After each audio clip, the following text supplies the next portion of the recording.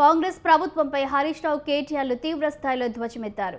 గడిచిన 20 నెలల్లో ప్రజలకు చేసిందేమీ లేదని విమర్శించారు.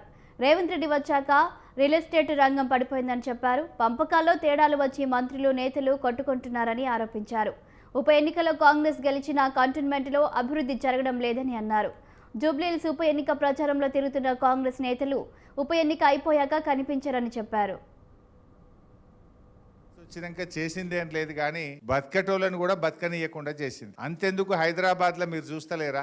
అప్పుడు ఎట్లుండే కన్స్ట్రక్షన్ బిల్డింగ్ యాక్టివిటీ. హైదరాబాద్ లో కేసీఆర్ గారు ఉన్నప్పుడు, మన కేటీఆర్ మున్సిపల్ మంత్రి ఉన్నప్పుడు హైదరాబాద్ లో 3 పువ్వులు 6 కాయల్లాగా ఎటు చూసినా బిల్డింగులు కడుతుండే, ఎటు చూసినా కన్స్ట్రక్షన్ యాక్టివిటీ ఉండే. ఇప్పుడు ఏమైంది? 2 ఏళ్లలో 7 కాడ ఆగిపోయినాయి మొత్తం. రేవంత్ రెడ్డి వచ్చినాక అంత ఆగం. ఇలా కాంగ్రెస్ వాళ్ళ కథ ఎట్లుందంటే ఇంట్లో ఈగల మోత, బయటకు పోతే పల్లకీల మోత.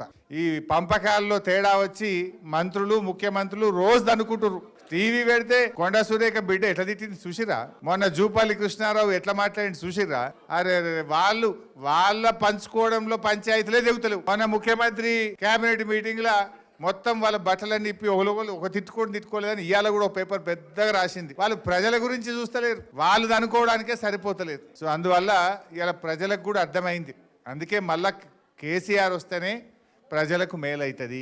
కేసీఆర్ ఉండగా హైదరాబాద్లో 1,00,000 డబుల్ బెడ్రూమ్ ఇండ్లు కట్టించిండు.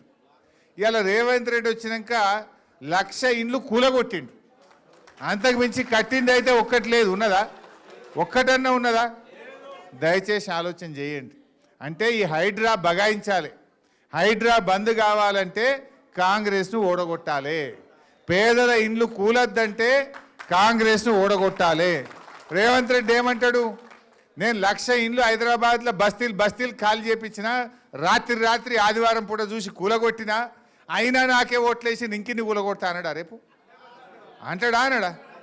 అరే నువ్వు తప్పు చేసినవురా, గరీబోళ్ళ ఇండ్లు కూలగొడుతున్నావు, పెద్దోళ్ళ కూలగొడతలేవు, మా గరీబోళ్ళు ఎంబడబడ్డావు అని బుద్ధి చెప్పాలంటే కాంగ్రెస్ ను ఓడగొడితేనే రేవంత్ రెడ్డికి సోయొస్తుంది. ఒకటి యాద పెట్టుకుని ఇవాళ గల్లి తిరుగుతుండు పొన్నం ప్రభాకర్, తుమ్మల నాగేశ్వరరావు, వివేక్, ఇంకొక 2-3 జమైనరు. ఈ ఏ ఒక్కరు కూడా రేపు జూబ్లీహిల్స్ ఎలక్షన్ 15 నవంబర్ తర్వాత ఒక్కరు కూడా కనబడరు.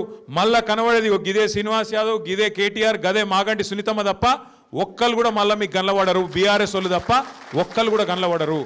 మీరు కార్పొరేటర్ ఎన్నికల్లో గెలిపించింది బీఆర్ఎస్ని, ఎమ్మెల్యే ఎన్నికల్లో గెలిపించింది బీఆర్ఎస్ను. మీ అందరికీ మాటిస్తున్నాం. మీరు చెప్పిన విషయాలు, డబల్ బెడ్రూమ్ ఇండ్లు ఇంకా కొన్ని ఉన్నాయి, ఇప్పిమన్నారు. కొట్లాడి అవి కేసీఆర్ కట్టిన ఇండ్లు గల్లా పట్టుకొని, కాంగ్రెస్ వల్ల గల్లా పట్టుకొని అవసరమైతే నాడి వీధిలో గుంజి మీకు ఇండ్లు ఇప్పించే బాధ్యత మాది అనే మాట నేను మీకు విజ్ఞప్తి చేస్తా ఉన్నా. భయపడే అక్కర్లేదు, భయపడే అవసరం లేదు, ఎవ్వరి మెహర్బానీ మనకు అవసరం లేదు. బరాబర్ ప్రజాస్వామ్యంలో ప్రజలే న్యాయ నిర్ణేతలు, ప్రజలే కింగులు. కాబట్టి మీరు ఏది కావాలనుకుంటే గది చేయాల్సిందే. గవర్నమెంట్ గల్లవట్టి తీసుకుందాం, భయపడే అవసరం లేదు. మరి 2 ఏళ్లలో ఏం మారింది? కాంగ్రెస్ వచ్చినాక ఏమన్నా మంచి పని జరిగిందా అంటే నాకంటే బాగా మీకే తెలుసు. ఒక్క మంచి పని చేయలేదు. లేకపోగా ఇంకా మీదికెళ్ళి ఇండ్లు గులగొట్టుడు, గలీజ్ పనులు చేసుడు, వాళ్ళ సొంత ఆస్తులు పెంచుకునేందుకు మంత్రులు ముఖ్యమంత్రి గల్లాలు పట్టి కొట్టుకున్నాడు తప్ప చేసిన ఒక్క మంచి పని కూడా 2 నెలలు లేదు. ఒక్కటంటే ఒకటి, డబల్ బెడ్రూమ్ ఇండ్లు కేసీఆర్ గారు 1,00,000 కట్టిస్తే మీ జూబ్లీహిల్స్ నియోజకవర్గానికి అందులో 4,000 ఇండ్లు ఆనాడు ఇవ్వడం జరిగింది. ఈసారి కూడా మరొక 4-5 ఇండ్లు ఇవ్వాలనే ఆలోచనతో కేసీఆర్ గారు ఉండే. కానీ ఈ ప్రభుత్వం వచ్చినాక 2 ఏళ్ళు అయిపోయింది. 2 ఏళ్లలో ఒక్క ఇల్లు కట్టలేదు, ఒక్క రూపాయి శాంక్షన్ చేయలేదు, ఒక్క గరీబోనికి కూడా కొత్తగా ఒక స్కీమ్ పెట్టలేదు. ఏమన్నా మాట్లాడితే ఫ్రీ బస్ పెట్టినాం కదా అంటారు. ఇక ఫ్రీ బస్ కథ ఏందో నాకంటే బాగా మా ఆడబిడ్డలకు తెలుసు. ఆడోళ్ళకి ఫ్రీ అట, మొగోళ్ళకి డబల్ రేట్ అట. గదేం ఫ్రీ బస్సు నాకైతే అర్థం కాదు. మొగోళ్ళకి మాత్రం డబుల్ టికెట్. దాంతో నేను లాభం ఉంటుంది? కుడి చేత్తో ఇచ్చినట్టు ఎడమ చేత్తోని గుంజుకున్నట్టు. కాబట్టి అది తప్ప చేసిందేం లేదు. కొత్త కథ చెప్తున్నారు. జూబ్లీహిల్స్ లో కాంగ్రెస్ గెలిస్తేనే డెవలప్మెంట్ అవుతుంది అని మాట్లాడుతారు. మీకు కొద్దిగా పక్కకు ఎక్కువ దూరం లేదు, ఒక 4 కిలోమీటర్ల అవతలకి సికింద్రాబాద్ కంటోన్మెంట్ కాన్స్టిట్యున్సీ ఉన్నది.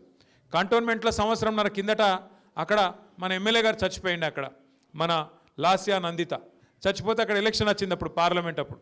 అక్కడ కూడా ఇటువంటి కథలే చెప్పిండ్రు. 6,000 డబుల్ బెడ్రూమ్ ఇల్లు కట్టిస్తా అని చెప్పిండు ఒక మంత్రి. ఇంకొక ఆయననేమో 1,000 కోట్లు ఇస్తా అని చెప్పిండు.